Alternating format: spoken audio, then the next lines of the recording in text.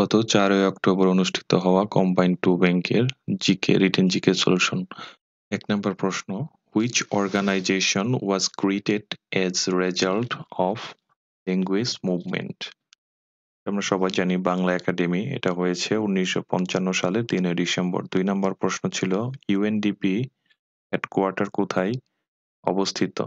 UNDP হলো United nation development programme. এটা headquarter হলো আমেরিকার নিউ ইয়র্কে।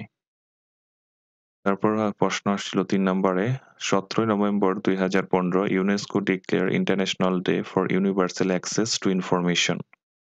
Which day is observe an international information day? আন্তর্জাতিক তথ্য দিবস হলো ২৮শে সেপ্টেম্বর। এটা আমাদের কিন্তু রিসেন্ট জিকেতে কমন পড়েছিল। ৪ নম্বর প্রশ্ন হলো, in which year did the first coal fire ultra super critical thermal power plant started commercial power supply to national grid of Bangladesh? এটা ২০২০ সাল থেকে, আর এটা ছিল পায়রা প্ল্যান্ট। পায়রা যে আছে এটা হলো পটুয়াখালীতে অবস্থিত। এটা ১৩২০ মেগাওয়াটের ক্যাপাসিটি। ৫ নম্বর প্রশ্ন, what is the name of the first Bangladeshi film at the অস্কারে গিয়েছিল বাংলাদেশ ফিল্ম? মাটির ময়না, ইংলিশে দ্য ক্লে বার্ড। এটা ডিরেক্টেড বাই তারেক মাসুদ। ৬ নম্বর প্রশ্ন, which campaign works toward building an international consensus and sustain global movement of leaders and citizens to eliminate nuclear weapons? The Global Zero Campaign. ৭ নম্বরে বলছিল American কোন poet বাংলাদেশের মুক্তিযুদ্ধের উপর কবিতা লিখছিল? এটা আমরা সবাই জানি, অ্যালেন গিন্সবার্গ। কবিতার নাম হলো September on Jessore road. How many priority sector fall under the blue economy for Bangladesh?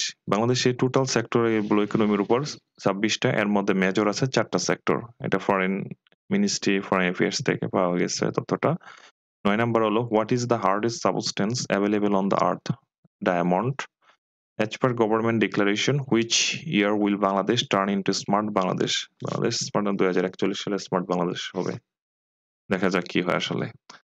যাই হোক, আপনারা আমাদের ইউটিউব চ্যানেল সাবস্ক্রাইব করবেন, পাশে থাকবেন এবং কমেন্ট করবেন। আপনাদের ডিমান্ডগুলো বলবেন।